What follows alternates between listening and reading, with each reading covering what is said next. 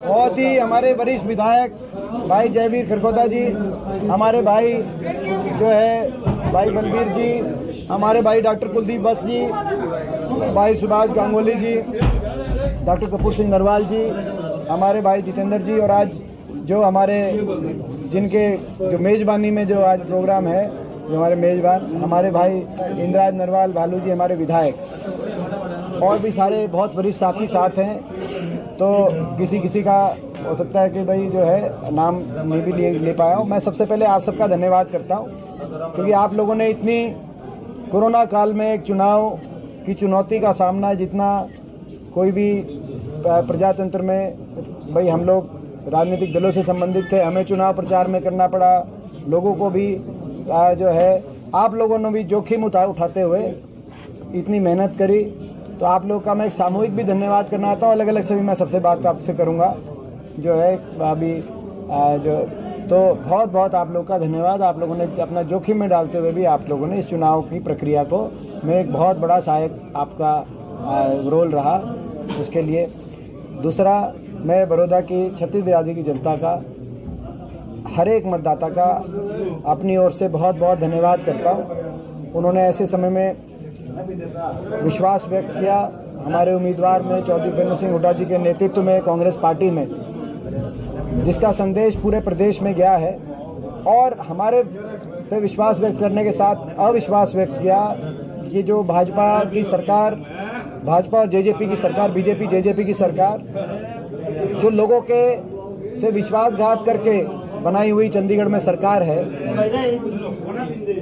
अहंकार में डूबी हुई सरकार है, और अहंकार के साथ साथ नाकारा सरकार है, जिन्हें हरियाणा को पटरी से उतार दिया। हरियाणा की अर्थव्यवस्था चौपट हो गई, बेरोजगारी में हरियाणा नंबर 1 बन गया। आज हर वर्ग जिस सरकार से त्रस्त हो गया, किसान को बर्बादी के रास्ते पे सरकार ले गई, गरीब आदमी, नौजवान, छोटा व्यापारी, कर्मचारी, हर वर्ग त्रस्त है इस सरकार से।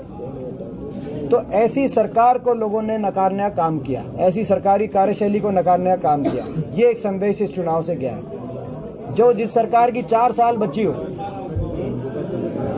प्रदेश सरकार के 4 साल बचे हों, उस सरकार को जो नकारने का काम किया जाए जनता द्वारा, मैं समझता हूं कि ये केवल सरकार के कोई आत्ममंथन का विषय नहीं है। नैतिकता अगर सरकार में हो तो सरकार को नैतिक जिम्मेदारी देके, जिस दिन नतीजा आया था उसी दिन जिम्मेदारी लेके अपना इस्तीफा दे देना चाहिए था, अगर नैतिकता इस सरकार में बची होती। क्योंकि लोगों का विश्वास ही जिस सरकार में ना, लोकतंत्र में लोगों का विश्वास सबसे महत्वपूर्ण, सर्वोपरि होता है। लोगों का विश्वास ही नहीं है जिस सरकार में, वो सरकार जो है बिना लोगों के विश्वास के किस प्रकार से आगे चल पाएगी।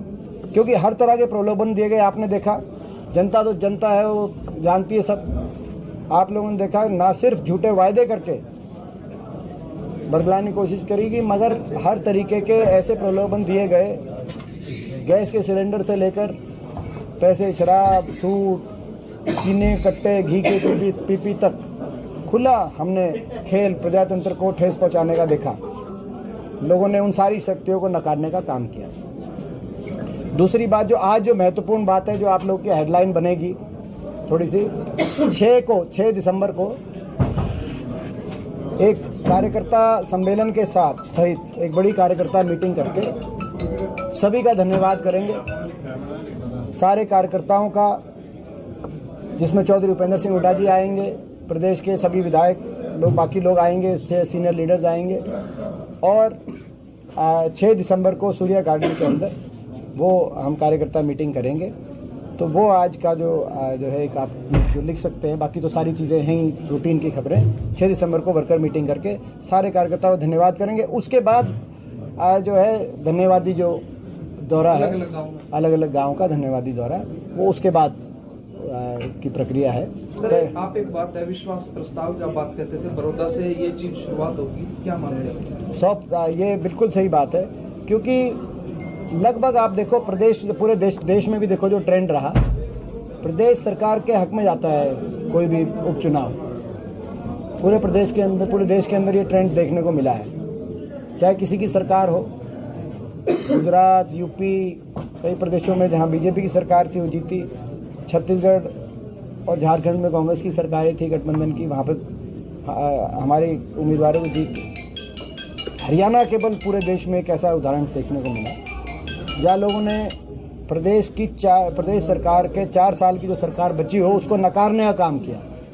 तो स्पष्ट है कि लोग इस सरकार से त्रस्त हैं। इस सरकार ने जो हरियाणा भट्टा बिठा दिया, लोग इसकी कार्यशैली में विश्वास नहीं रखते।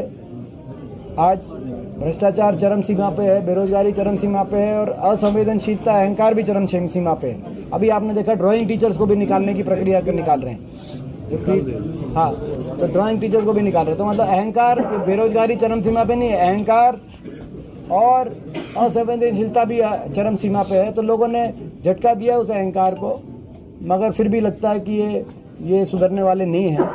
और इसीलिए जो सरकार जनता का विश्वास, जन भावनाओं का विश्वास जो खो देती है जो सरकार, वो लंबे समय प्रजातंत्र के अंदर नहीं चला करती ऐसी सरकारें। और लोगों ने जनादेश दिया, हमें जनादेश दिया लोगों ने लड़ाई लड़ने का सरकार के खिलाफ, वो हम बिल्कुल बजाएंगे, सरकार के खिलाफ लड़ाई लड़ेंगे। और लोगों के हकों के लिए, हर वर्ग के हकों के लिए, हरियाणा के उज्जवल भविष्य के लिए को बचाने के लिए हम लोग लड़ाई लड़ेंगे। कोई जानता नहीं है कि मुख्यमंत्री जानने लगे हैं कि नहीं। हाँ, ये सही बात है। देखिए, घमंड की बात है, अहंकार की बात है।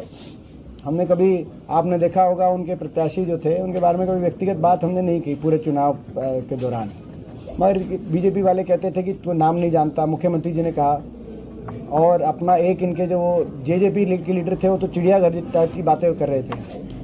तो इस तरह की जो बातें थी कि भाई नाम नहीं जानते, कोई ये हैं, कोई डमी कैंडिडेट बता रहा था। आर का ठीक रहा। तो अब मुझे विश्वास है। अच्छा, एक और डेट बता दें, एक और खबर बनेगी आपकी कि 17 तारीख को जो है, ये जो परसों 17 तारीख को जो हमारे वो हैं विधायक, नव चयनित विधायक हैं, उनकी शपथ होगी 17 तारीख को चंडीगढ़ में। तो 17 तारीख को शपथ होगी, 6 को देश अब तक चैनल को सब्सक्राइब। तो ये है, मतलब जो बाकी तो बीजेपी के नेता ये कह रहे हैं कि इस चुनाव में उनका वोट बैंक बड़ा है, घटने की वजह बड़ा है, उनकी हार नहीं जीत हुई है। ये अगर इस तरह